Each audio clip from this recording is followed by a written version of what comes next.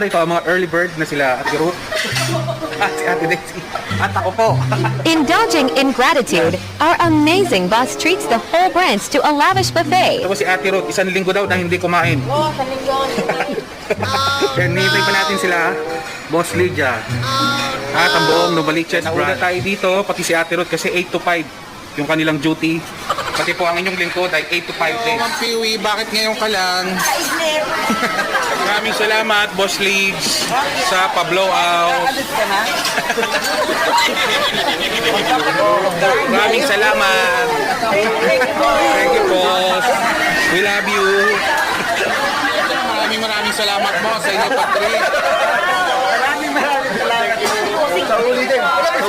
Sa ulitin po.